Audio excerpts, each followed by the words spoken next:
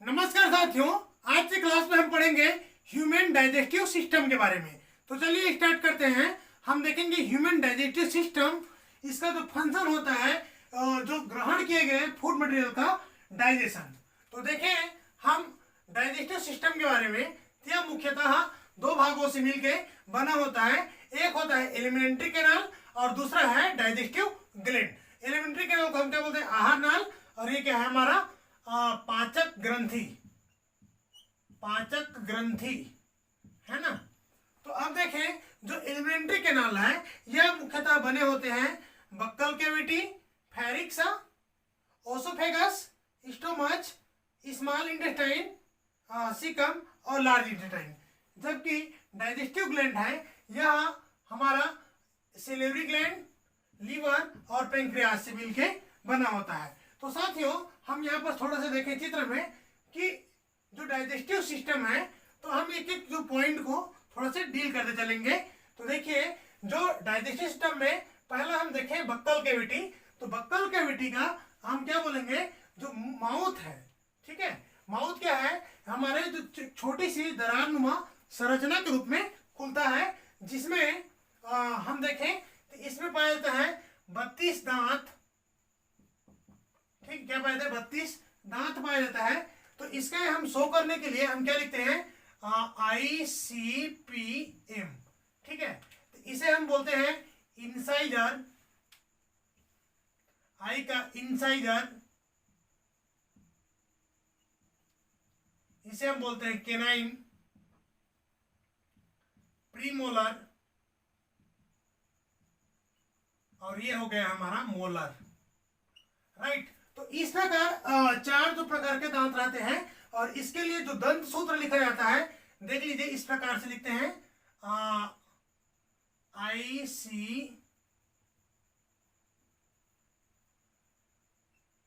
ICPM। Right. अब इसे हम लिखेंगे, देखिए, एक बहुत सिंपल है ना। इसे लिखने के लिए 2 1 2 3। राइट। फिर क्या लिखेंगे? 2 1 2 3। ठीक है, और ये मल्टीप्लाई कर देंगे 2 से, तो ये हो जाता है टोटल 32 दांत। ठीक है जी, ये कितना हो जाता है? 32 दांत हो जाता है। यानी कि देखिए, नोट क्या कर सकते हैं इसको? 2 1 3। ठीक है, इंसाइडर कितना? 2, केनाइन 1, ऊपर नीचे है ना दोनों का। ठीक है, और ये क्या रहता है? दूसरा चीज हम क्या बोलेंगे? प्रीमोलर 2 और मोलर 3। ठीक है, तो बच्चों में हम अगर देखें तो सिर्फ इसमें का इतना ही पाया जाता है। ठीक है, बच्चों में इतना ही पाया जाता है। यानी कि बच्चों में जो दांत की संख्या कितना होगा? 20। ठीक है, ये जो मोलर है, ये उम्र जब 18 से ओवर हो जाता है, एवब हो जाता है, उसके बाद में, और इसी को मोलर को अक्ल दाढ़ी के नाम से भी जानते हैं। राइट। अब इनका जो वर्क हम देखें, ठीक है, ये क्या है? काटने का, कुतरने का, फिर ये पीसने का, और ये महीन पीसने का। ठीक है, तो ये इस प्रकार से दांत इनमें पाया जाता है। इसके अलावा इसमें मुख गुहा में पाया जाता है मांसल जीभ, जो भोज्य पदार्थों को धकेलने का काम करता है। हम इसी में आहार नाल में यहाँ देखें तो ये मुख गुहा में यहाँ पर लाल ग्रंथि पाया जाता है। ठीक है, जहाँ पर पैरोटिड लाल ग्रंथि, और इस पैरोटिड लाल ग्रंथि का जो लोकेशन है, ठीक है जी, इस पैरोटिड लाल ग्रंथि का लोकेशन का अगर हम बात करें तो ये जो कर्ण है, कर्ण के जस्ट नीचे वाला हिस्सा में ये पाया जाता है। तो इसे क्या है? बार बार क्या बोलते हैं? पूछा जाता है जनरली इसका लोकेशन कहाँ पर से करके। ठीक है, इसके अलावा जो सब मैक्सिलरी जो लाल ग्रंथि है, यह हमारा जो ये मोलर है, इस मोलर के नीचे वाला जो लगभग हिस्सा में ये पाया जाता है। इसके अलावा सबलिंगुअल है। सबलिंगुअल के लोकेशन देखें तो जीभ के नीचे दोनों साइड में ये पाया जाता है। हम यहाँ से नीचे आते हैं तो फेरिक्सा, फेरिक्सा से भोजन होकर के ओसोफेगस में आती है। ठीक है, मुख गुहा और ओसोफेगस को जोड़ने वाला भाग क्या है? फेरिक्सा है। और फेरिक्स से भोज्य पदार्थ ओसोफेगस में। तो ओसोफेगस एक नलिका नुमा जो पदार्थ है, सॉरी, एक नलिका की भांति संरचना है, जो भोज्य पदार्थों को मुख गुहा से कहाँ लेके आता है? स्टोमच में लेके आता है। तो फेरिक्स की हम देखें, सॉरी, ओसोफेगस देखें तो इसका जो रहता है 25 सेंटीमीटर इसका लंबाई आपको देखने को मिलेगा। कितना जी? 25 सेंटीमीटर। इस चीज को इसका याद रखिएगा, किसका? ओसोफेगस का। ठीक है, 25 सेंटीमीटर इसका लेंथ रहता है। हम इसके देखें तो ये कहाँ मिलता है? स्टोमच में। स्टोमच क्या है? अमाशय। हमारा तो अमाशय जो होता है स्टोमच, ठीक है, स्टोमच का अगर हम साइज देखें तो यह रहता है 30 सेंटीमीटर। ठीक है, 30 सेंटीमीटर। और स्टोमच से देखिए जो भोज्य पदार्थ है यह जो प्रवेश करता है, कहाँ प्रवेश करता है? डिओडेनम में, यानी कि छोटी आंत में। ठीक है, यहाँ पास स्प्लीन है, आपका क्या बोलते हैं, पेंक्रियाज है, ये सब क्या है? पाचक रस स्रावित करते हैं। लीवर है, ठीक है। जबकि हम लीवर के संबंध में अगर बात करें, ठीक है जी, तो लीवर क्या है? सबसे बड़ा पाचक ग्रंथि है। राइट, लीवर क्या है? सबसे बड़ा पाचक ग्रंथि है। तो यहाँ हम देखें तो लीवर क्या है? सबसे बड़ा पाचक ग्रंथि हमारे शरीर में पाया जाता है। और दूसरा चीज है, यहाँ पर देखें तो यहाँ पाया जाता है गाल ब्लडर या पित्त। ठीक है, पित्त रस जहाँ जो बाइल जूस यानी कि पित्त रस का श्रवण करता है। इस चीज को आपको याद रखना है, जो भोजन को अम्लीय माध्यम से क्षारीय माध्यम में बदलने में मदद करता है। इसके अलावा हम देखें यहाँ पर पेंक्रियाज देखें तो पेंक्रियाज का जो वर्क आता है ये क्या करता है? विभिन्न एंजाइम और हार्मोन का सिक्रेशन करता है। अर्थात पेंक्रियाज का एक प्रकार का मिश्रित ग्रंथि है जो भोज्य पदार्थ का जो एंजाइम का श्रवण करता है। ठीक है, अब आगे हम जब डाइजेशन पढ़ेंगे तो वहाँ एंजाइम का भी चर्चा करेंगे। ठीक है, अब यहाँ पर हम आते हैं भोज्य पदार्थ है, इसको देखेंगे तो छोटी आंत, और छोटी आंत 3 भाग से बनता है, डिओडेनम, इलियम और जुजेनम। ठीक है जी, स्टोमच के संबंध में एक चीज और बता दूं, यह क्या होता है? जे सेप्ड होता है। ठीक है, अंग्रेजी अक्षर के जे सेप्ड होता है, ये चीज को आपको याद रखना है। ठीक है, अब देखें छोटी आंत का डिओडेनम, जुजेनम और इलियम। ठीक है, तो जो भाग स्टोमच से निकलता है, ठीक है, यहाँ स्टोमच और डिओडेनम के बीच में पाइलोरिक वाल्व पाया जाता है। ठीक, स्टोमच और डिओडेनम के बीच में क्या पाया जाता है? पाइलोरिक वाल्व पाया जाता है। यहाँ पर जो वाल्व रहता है इसे पाइलोरिक वाल्व कहते हैं। अब देखिए यहाँ से जो भोज्य पदार्थ इस प्रकार आता है, और बीच वाला जो हिस्सा क्या बोलते हैं? जिजुनम। जिजुनम, और ये जिस भाग से बड़ी आंत से जुड़ता है उस भाग को हम कहते हैं इलियम कहते हैं। अब यहाँ पर याद रखिएगा, जो बड़ी आंत में एक छोटा सा अवशेषी हिस्सा बचता है इसे हम बोलते हैं अपेंडिक्स। अब देखिए जो बड़ी आंत है, बड़ी आंत को भी हम देखिए क्या क्या नाम जानते हैं। इसका जो हिस्सा है ट्रांसवर्स कोलन, जो ऊपर के जो इस तरह का ट्रांसफर जो रहता है उसे ट्रांसवर्स कोलन बोलते हैं। इस प्रकार यहाँ के जो हिस्सा को हम बोलते हैं डिसेंडिंग कोलन। ये वाला हिस्सा क्या है? Descending colon. इसके अलावा इसे क्या बोलते हैं? रेक्टम। इस भाग को बोलते हैं सेगमॉइड कोलन।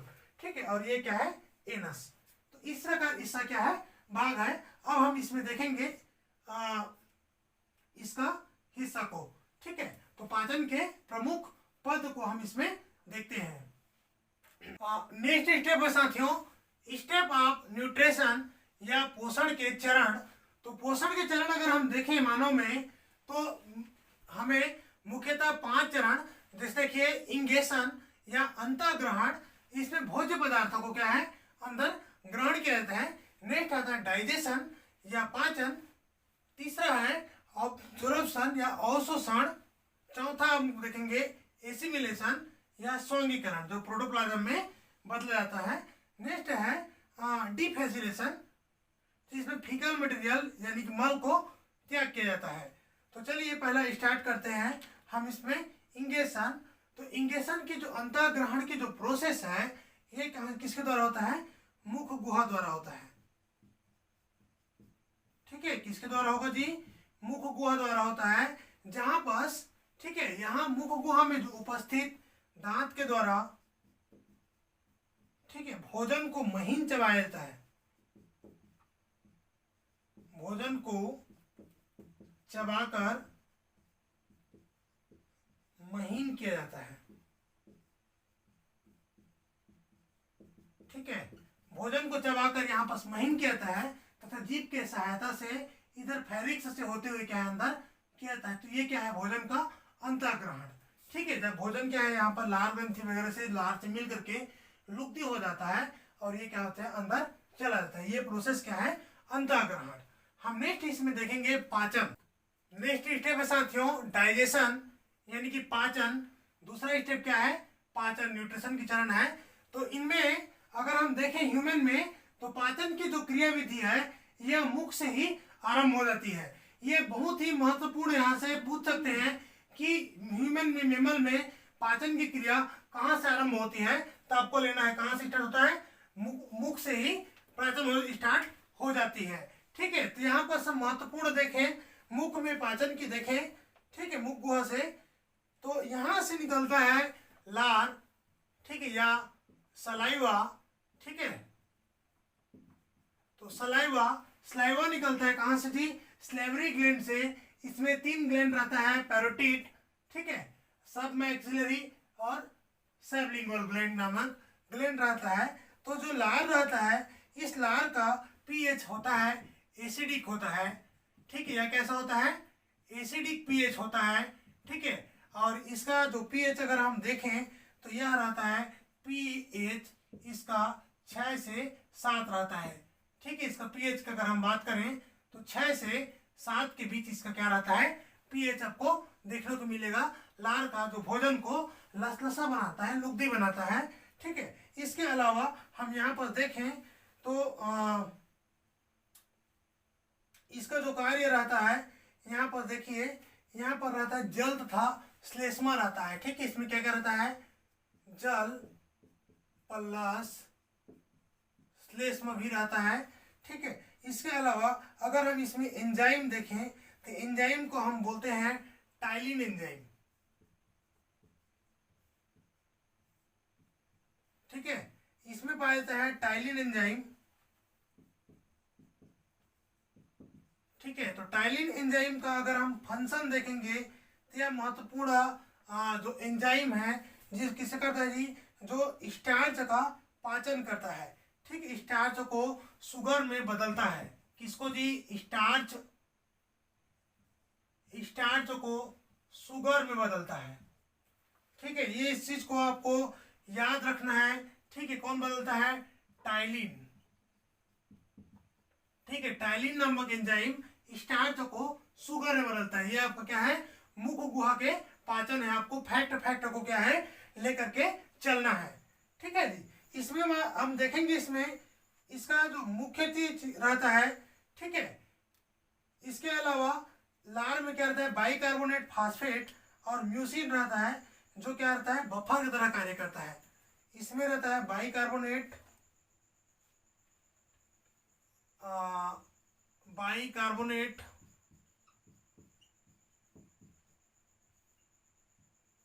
फास्फेट, ठीक है, और एक चीज पाया जाता है म्यूसिन, ठीक है। ये क्या करता है बफर की भांति कार्य करता है, ठीक है। किसके भांति कार्य करता है बफर के भांति कार्य करता है, ठीक है जी। किसके भांति कार्य करता है यह बफर के भांति कार्य करता है, ठीक है। ये जो स्लाइवा के लिए बफर के भांति कार्य करता है। तो आपको यहाँ पर क्वेश्चन पूछ सकता है, आपको इस बात पे फोकस करना है कि मुख गुहा में जो पाचन पाया जाता है पाचन होता है, तो आपको याद रखना है कि जो स्टार्च का पाचन, ठीक, याद रखिएगा कुछ और चीज का पाचन नहीं होगा, यहाँ पर सिर्फ स्टार्ट होगा स्टार्च का पाचन, ठीक है। तो स्टार्च का पाचन के लिए इसका हम देखें तो मुख में यहाँ पर जो लार ग्रंथियों से लार जो स्रावित होता है उसका पीएच क्या है एसिडिक होता है, 6 से 7 इसका क्या है बीच में इसका पीएच रहता है, ठीक है। और हम यहाँ पर देखें तो इसमें जल और श्लेष्म की मात्रा रहता है लार में, और इसमें मुख्यतः जो एंजाइम है जिसे हम बोलते हैं टाइलिन, और ये क्या करता है स्टार्च को शुगर में बदलने का काम करता है। इसके अलावा ये जो बफर के भांति कार्य करता है, और इसके लिए बफर जिम्मेदार रहता है बाइकार्बोनेट फास्फेट और म्यूसिन, जो इसे क्या है बफर के भांति बनाता है। हम देखें नेक्स्ट पॉइंट है ग्रास नली। तो साथियों आपको बता दें यह ग्रास नली में कोई भी प्रकार का पाचन नहीं होता है, ठीक है जी, नहीं होता है। ग्रास नली में कोई प्रकार के पाचन नहीं होता है। यह सिर्फ क्या करता है, भोजन को रिफ्लेक्स एक्शन यानी कि प्रतिवर्ती जो क्रिया है, ठीक है, के द्वारा क्या करता है, ये भोजन को अंदर धकेलने का काम करता है। ठीक है, अब यहाँ पर हम देखें, ठीक, यहाँ से जो फिसलते हुए भोजन क्या है, अंदर क्या है, अमाशय में पहुंचा देता है। अब हम देखेंगे अमाशय में पाचन की बात करते हैं। तो अमाशय में पाचन की बात करते हैं तो साथियों यहाँ पर याद रखिएगा, जो अमाशय, ठीक है, अमाशय में यहाँ पर जो भोजन सर्वाधिक समय तक, ठीक है, लगभग 90% जो समय भोजन है वह यही क्या है, अमाशय में रहता है। और इसका हम टाइम देखें तो क्या रहता है, 3 से 4 आवर। ठीक है, कितना रहता है जी, 3 से 4 आवर जो टाइम है, 3 से 4 घंटा भोज्य पदार्थ इसी अमाशय में बिताता है। तो आप लोग याद रखिए कि भोजन के क्या हम लोग चबाए थे यहाँ मुंह से, ठीक है, और ये स्टार्च का पाचन हो गया था, यहाँ आया था। अब जो स्टमच का जो कार्य अगर हम देखें, ठीक है, तो यहाँ पर अमाशय के जो दीवार में, ठीक है, कहाँ पर जी, इस अमाशय के इस दीवार की अगर हम बात करें, ठीक है, तो यहाँ पर आप नोट कर सकते हो, अमाशय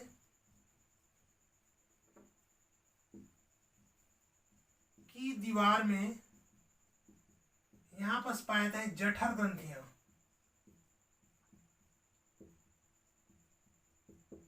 ठीक है, और ये जठर ग्रंथियां स्रावित करता है जठर रस।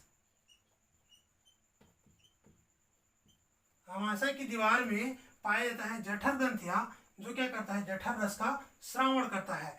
और ये जो जठर रस है, ठीक है, यहाँ पर अगर हम देखें तो यह 0.9 से, इसका जो पीएच हम बात करें जठर रस का, तो 0.9 से 1.5 इसका पीएच होता है। अमाशय से जो निकलने वाले जठर रस है, जहाँ पर इसी में HCl की जो मात्रा रहता है, ठीक है, HCl जठर रस में, तो ये क्या रहता है, हाईली जो एसिडिक रहता है, 0.9 से 1.5 पीएच होता है। बहुत ही इंपॉर्टेंट है, आपको याद रखना है कि अमाशय के जो जठर रस का पीएच कितना होता है, तो 0.9 से 1.5 पीएच इसका पीएच होता है। ठीक है, हम आगे इसका देखते हैं। आपको जो हम देखेंगे तो जठर में, ठीक है, क्या क्या रहता है जी, 97 से 99% भाग क्या है, जल रहता है, और बाकी भाग इसका क्या रहता है, लवण रहता है। ठीक है, अब यहाँ पर हम देखेंगे मुख्य रूप से, तो यहाँ पर पाया जाता है HCl, ठीक है, हाइड्रोक्लोरिक एसिड। यह भोजन को क्या करता है, अम्लीय बनाता है। ठीक है, भोजन को क्या बनाता है जी, अम्लीय बनाता है। ठीक है, इसके अलावा यह क्या करता है, जीवाणुओं को नष्ट करता है, हानिकारक जीवाणुओं को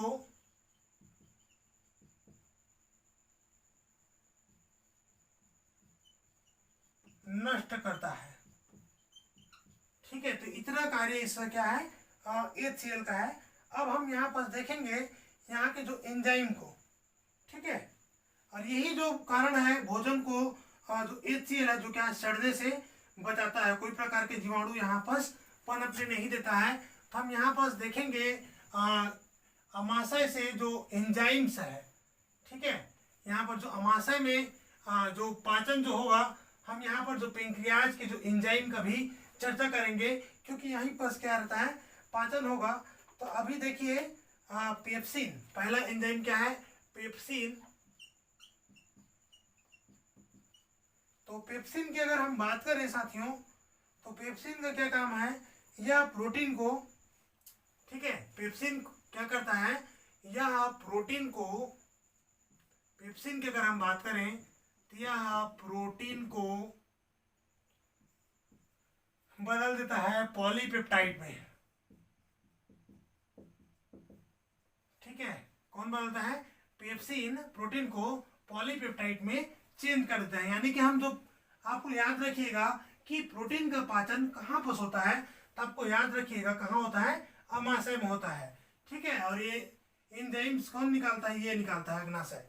ठीक है, नेक्स्ट अगर हम इसमें देखेंगे तो दूसरा जो एंजाइम है रेनिन, ठीक है। और रेनिन का जो वर्च का है, ठीक है, ये किसको चेंज करता है, जो मिल्क प्रोटीन होता है, एक सेकेंड, मिल्क प्रोटीन को का पाचन करता है ना, मिल्क प्रोटीन का क्या करता है, पाचन करता है, ठीक है।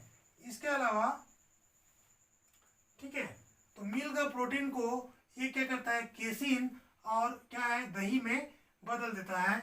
अगर हम इसमें देखेंगे रेनिन, और इसके अलावा होता है गैस्ट्रिक लाइपेज, ठीक है, गैस्ट्रिक लाइपेज।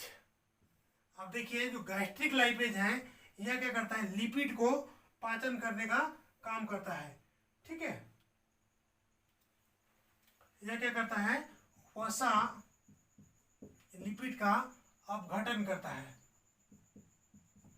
ठीक है। तो ये तीनों जो काम है, ये कहाँ पर संपन्न होता है, आमाशय में संपन्न होता है। इसके अलावा नेक्स्ट है साथियों, ग्रहणी या डिओडेनम में पाचन। तो देखिए जो ग्रहणी भाग है डिओडेनम, यह पाचन की जो दृष्टि से बहुत ही महत्वपूर्ण भाग होता है। इसे हम छोटी आंत में ही रेफर करते हैं, लेकिन हम छोटी आंत को थोड़ा से अलग से यहाँ पर देखते हैं।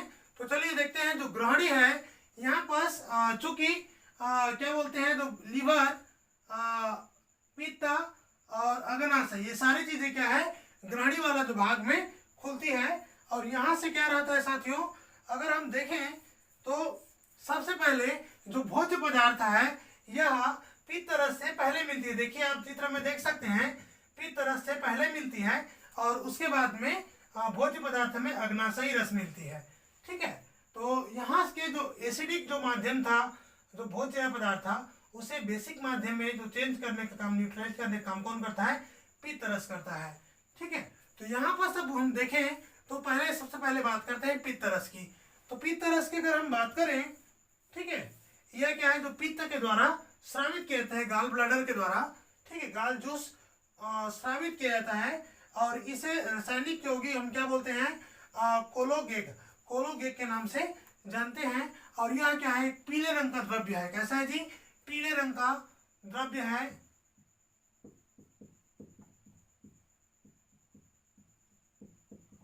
पीले रंग का यह द्रव है। हम यहाँ पर देखें इसका संरचना रूप से, तो कार्बनिक और अकार्बनिक पदार्थ से बने होते हैं, ठीक है जी। किससे बने होते हैं, कार्बनिक और अकार्बनिक पदार्थ से बने होते हैं। तो इसका कार्बनिक जब भाग देखें हम, तो यह पित्त लवण, और दूसरा चीज देखेंगे पित्तवर्णक। तो पित्तवर्णक इसमें पाया जाता है बिलीरुबिडिन और बिलवर्डिन नामक पिगमेंट के कारण से इसका रंग क्या होता है, पीला होता है। और इसमें याद रखिए, ये जो पिगमेंट है, इसका निर्माण हीमोग्लोबिन के अपघटन के दौरान क्या होता है, निर्माण इसका होता है, ठीक है। हीमोग्लोबिन के विघटन से इस पिगमेंट का निर्माण होता है। हम यहाँ पर देखें, ये बहुत ही इंपॉर्टेंट है। यहाँ पर फिर पूछ सकते हैं कि बिलीरुबिन या पित्त का जो रंग है वह पीला रंग किसके वजह से होता है, तो आपको याद रखना है बिलीरुबिडिन और बिलवर्डिन नामक जो पिगमेंट है, और इसका जो निर्माण हुआ है हीमोग्लोबिन के अपघटन के दौरान इसका निर्माण हुआ है। हम नेक्स्ट इसमें देखेंगे अकार्बनिक भाग। अकार्बनिक भाग में देखिए सोडियम कार्बोनेट और दूसरा है सोडियम ग्लाइकोलेट, ठीक है। ये जो इसी के जो वजह से, सोडियम कार्बोनेट की जो वजह से पित्त रस ये क्या होता है, क्षारीय होता है। तो आपको फिर यहाँ से पॉइंट बनता है कि ये जो पित्त रस है, यह क्षारीय किसके, सोडियम जो कार्बोनेट है, अकार्बनिक जो पदार्थ है, इनके वजह से क्या है, क्षारीय होता है पित्त रस, ठीक है जी। साथियों वीडियो को आप लोग लाइक करें, सब्सक्राइब करते रहें, नए व्यूअर लोग बेल आइकन को क्लिक करें, है ना, क्योंकि इतना मेहनत करने के बाद में आप लोग को लाइक करना बनता है, ठीक है। हम नेक्स्ट इसमें देखेंगे अग्नाशयी रस। जैसे ही पित्त रस मिलता है, उसके बाद में भोजन क्या है, में अग्नाशय का भी रस मिलता है, पेंक्रियाटिक जूस जिसको बोलते हैं। और पेंक्रियाटिक जूस में चार क्या बोलते हैं पदार्थ इनमें पाए जाते हैं, ठीक है। और ये जो एंजाइम्स है मुख्यतः, क्योंकि आप जानते हैं एंजाइम्स क्या है, प्रोटीनियस नेचर के होते हैं। तो यहाँ पर जो पाया जाता है ट्रिप्सिन और काइमोट्रिप्सिन, ठीक है। ये क्या होता है, जो बचा, यहाँ पर जो भोज्य पदार्थ है, ये क्या बनता है, लुप्त हो जाता है। अमाशय में क्या होता है, यहाँ से पिसा करके जो भोज्य बचा कुछ भोज्य पदार्थ था, और इससे क्या बोलते हैं, काइम। ठीक है, तो इस काइम में बचा कुछ जो प्रोटीन है, ठीक है, उसका क्या करता है, पाचन करने का काम कौन करता है, ये कौन करता है, अग्नाशयी रस का जो ट्रिप्सिन है और कैमोट्रिप्सिन, यह काइम में का जो प्रोटीन को किसमें बदलता है, एमिनो एसिड में बदलने का काम करता है। दूसरा क्या है, एमाइलोपेप्सिन। ठीक है जी, तो एमाइलोपेप्सिन का जो मोस्ट जो वर्क है, यह किसे बदलता है, माल्टोज शर्करा में बदल देता है। ठीक, एमाइलोपेप्सिन क्या करता है, स्टार्च को माल्टोज में बदल देता है। ठीक, इसे याद रखिएगा, स्टार्च को माल्टोज में बदलता है। तो याद रखिएगा, शुगर का जो पाचन में मुख गुहा में जो हुआ था, यहाँ पर मैं फिर से आपको बता दूं, यहाँ तो स्टार्च को ग्लूकोज में बदला था। ठीक है, और यहाँ पर क्या हो रहा है, जो ड्यूडेनम में हम देखें एमाइलोपेप्सिन के द्वारा स्टार्च को माल्टोज में बदल दिया जाता है। ठीक है, मैं तो आपको जो पेनक्रियाज के लिए इस 4 एंजाइम को याद रखना है, ट्रिप्सिन, कैमोट्रिप्सिन, एमाइलोपेप्सिन, ठीक है, स्टीएप्सिन और कार्बोक्सीपेप्टाइडेज को।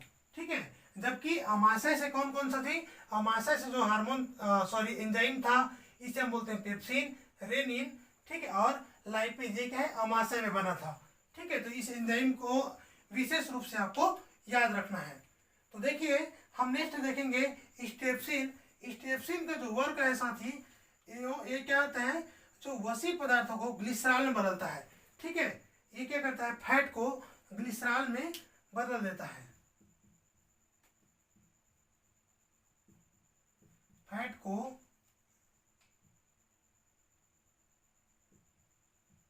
ग्लिसरॉल में बदलने का काम कौन करता है, स्टेप्सिन नामक जो एंजाइम है ये करता है, और ये भी कहाँ हो रहा है, डिओडेनम में संपन्न हो रहा है।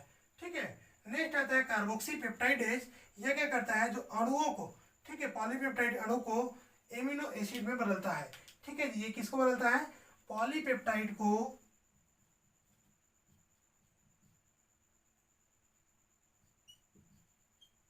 ये बदलता है एमिनो एसिड में। ठीक है जी, पॉलीपेप्टाइड को एमिनो एसिड में बदलने का काम करता है। नेक्स्ट है साथियों, छोटी आंत यानी कि स्मॉल इंटेस्टाइन में पाचन। छोटी आंत में पाचन हम देखेंगे, तो पाचन की अगर हम बात करें साथियों, तो अधिकांश जो पाचन है डिओडेनम में ही संपन्न हो जाता है, और इस डिओडेनम से जो बचा कुचा जो पदार्थ है, ठीक है, उसका जो पाचन है छोटी आंत में संपन्न होती है। तो छोटी आंत पाई जाती है ब्रूनर ग्रंथियां तथा लीवरकन की प्रगुहिकाएं पाई जाती है। ठीक, ये बहुत इंपॉर्टेंट है, ब्रूनर ग्रंथियां तथा लीवरकन की प्रगुहिकाएं कहाँ पाई जाती है, पूछ दे तो आपको याद रखना है, छोटी आंत में पाई जाती है। ठीक, इतना डिटेल आपको कहीं भी नहीं मिलेगा, मैं आपको हर पॉइंट को बताते रहता हूँ, इसीलिए आपको वीडियो को क्या है, पूरा देखना है बिना स्किप किए। ठीक है, और ज़्यादा से ज़्यादा वीडियो को लाइक करें ताकि मेरा हौसला और अफजाई हो और आपके लिए मैं ज़्यादा अच्छा कंटेंट ला सकूँ। ठीक है, तो यहाँ देखिए, ब्रूनर की जो ग्रंथिकाएं लिवरकन प्रगुहिकारियां छोटी आंत में पाई जाती है, और यही जो ग्रंथिकाओं से आंतरिक रस या इंटेस्टाइनल जूस का श्रावण होता है, और ये प्रत्येक दिन ये 6 से 7 लीटर इंटेस्टाइनल जो जूस का श्रावण करता है। ठीक है, कितना जी, प्रत्येक दिन 6 से 7 लीटर। ठीक है, एक दिन में मनुष्य में 6 से 7 लीटर इंटेस्टाइनल जूस का छोटी आंत के द्वारा सिक्रेशन होता है, और यहाँ पर मुख्य रूप से जो पाचक एंजाइम पाया जाता है। ठीक है, यहाँ पर हम देखते हैं, पहला है इंटेरोकाइनेज। ठीक है, इंटेरोकाइनेज का इसका काम है, ठीक है, यह हम देखें तो अग्नाशय रस के द्वारा, ठीक, यहाँ देखिए, जो अग्नाशय से जो स्राव किया था ट्रिप्सिन, ठीक है, अग्नाशय से जो स्राव हुआ था ट्रिप्सुनेज, ठीक है, उसे ट्रिप्सिन में बदलने का काम करता है इंटेरोकाइनेज। ठीक है, एक एंजाइम होता है जो अग्नाशय से स्राव किया जाता है, जिसे हम बोलते हैं ट्रिप्सिरोकाइनेज, ट्रिप्सिनोजन। एक सेकेंड,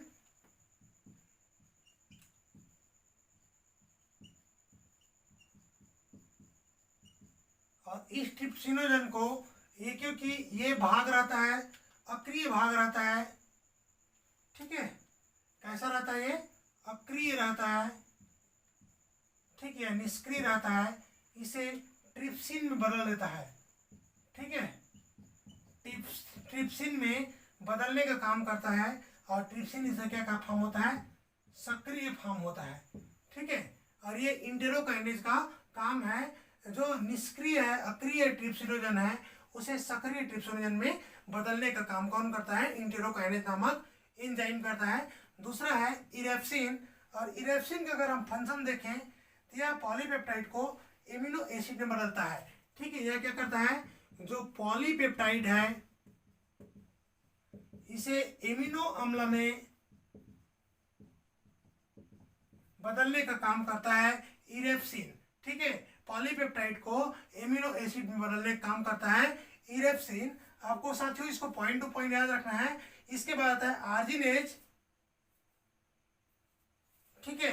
नेक्स्ट क्या है, आर्जिनेज, और ये क्या करता है, जो आर्जिनिन को यूरिया में बदलने का काम करता है, आर्जिनिन को ये बदलता है यूरिया में बदलने का काम करता है, कौन जी, आर्जिनेज, आर्जिनिन को यूरिया में बदलता है। हम नेक्स्ट यहाँ पर आते हैं माल्टेज, या माल्टोज को ग्लूकोज में बदलता है। जो माल्टेज यहाँ पर जो माल्टोज बना था, ठीक है, उसे हम क्या करते हैं, यह माल्टोज को ग्लूकोज में बदल देता है, ठीक है जी। माल्टोज तो क्या बदलता है, ग्लूकोज में बदलने का काम करता है माल्टोज, ठीक है। सुक्रेज, सुक्रेज यह सुक्रोज को फ्रक्टोज में बदलता है, सुक्रोज को फ्रक्टोज में बदलने का काम करता है, ठीक है जी। सुक्रोज को फ्रक्टोज में बदलने का काम कौन करता है, सुक्रेज करता है। इसके अलावा आता है लैक्टेज, और लैक्टेज का जो वर्क है यह, ठीक है, लैक्टोज को ग्लूकोज में बदलता है, ठीक है। लैक्टोज यानी कि दूध में उपस्थित शर्करा लैक्टोज, इसे ये लैक्टेज नामक एंजाइम ग्लूकोज में बदलता है, लैक्टोज को ये बदल देता है ग्लूकोज में, ठीक है। क्या बदलता है, ग्लूकोज में बदलने का काम करता है। इसके अलावा हम देखेंगे लाइपेज, या वसी अम्ल को ग्लिसरॉल में बदलता है, फैटी एसिड को ये बदलता है ग्लिसरॉल में बदलने का काम करता है। अब हम आते हैं सीकम, ठीक है साथियों, इसे पॉइंट टू पॉइंट याद रखना है। कैसे याद रखना है, इंटेरोकाइनेज ट्रिप्सिन निष्क्रिय फॉर्म है, अक्रिय फॉर्म है, इसे ट्रिप्सिन बदलता है, ठीक है। इरेप्सिन पॉलीपेप्टाइड को एमिनो एसिड में, आर्जिनेज आर्जिनिन को यूरिया में, माल्टोज है ना, ये माल्टोज को ग्लूकोज में, और सुक्रोज को, ठीक है, क्या फ्रक्टोज में, इसका लैक्टोज, लैक्टोज को ग्लूकोज में, ठीक है। इसका ये लाइपेज है, फैटी एसिड को ग्लिसरॉल में बदलने का काम करता है, ठीक है। इसके अलावा हम देखेंगे तो सीकम क्या है, बहुत ही छोटा सा भाग है। जो सीकम की अगर हम बात करें तो यहाँ पर सेलुलोज का पाचन होता है। तो यहाँ हम देखें तो जो जितने भी क्या जो बोलेंगे जी, शाकाहारी है, शाकाहारी में जो सीकम वाला जो पोर्शन है, ठीक, यहाँ पर जो भाग है सीकम, ठीक है। और ये यहाँ पर जो भाग रहता है सीकम, तो सीकम क्या करता है, सीकम में उपस्थित जो जीवाणु रहता है,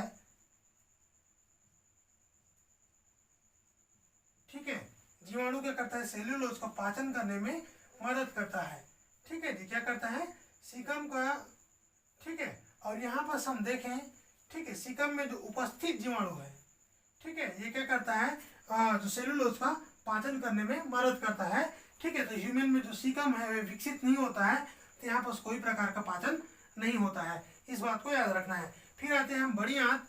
तो बड़ी आंत में हम देखें साथियों, तो बड़ी आंत में जितने भी जो बचा खुचा जो भाग है, ठीक है, तो यहाँ से जो बचा खुचा जो भोज्य पदार्थ का जो अवशोषण है, यह बड़ी आंत में संपन्न होता है, ठीक है। भोज्य पदार्थ का अवशोषण बड़ी आंत में संपन्न होता है और रेक्टम से होते हुए एनस के द्वारा बाहर निकल जाता है। तो इस प्रकार से क्या बोलते हैं, पाचन की प्रक्रिया पूर्ण होती है। हम नेक्स्ट देखेंगे साथियों अवशोषण को, ठीक है, अवशोषण या एब्सॉर्प्शन।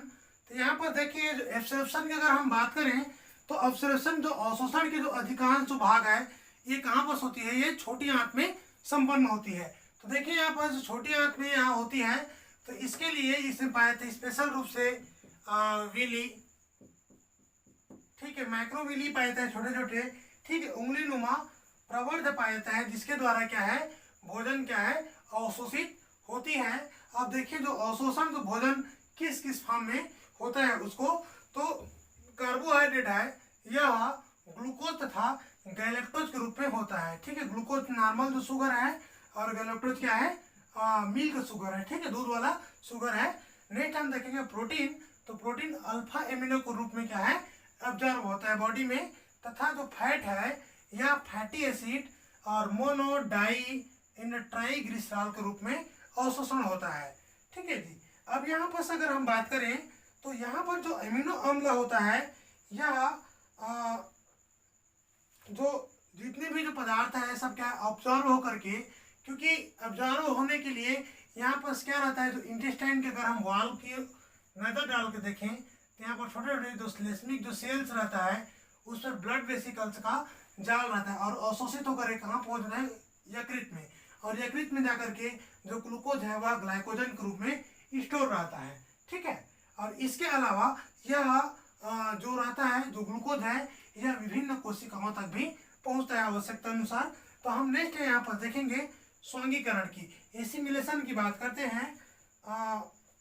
अच्छा एक चीज और बता दूं साथियों, यहाँ पर जो कार्बोहाइड्रेट है इसका जो अवशोषण होगा यह सोडियम आयन की, ठीक है, सोडियम आयन की सांद्रता पर क्या है, डिपेंड करेगा, ठीक है, क्योंकि बिना सोडियम आयन के ग्लूकोज से क्या आउटपुट नहीं होता, ठीक है।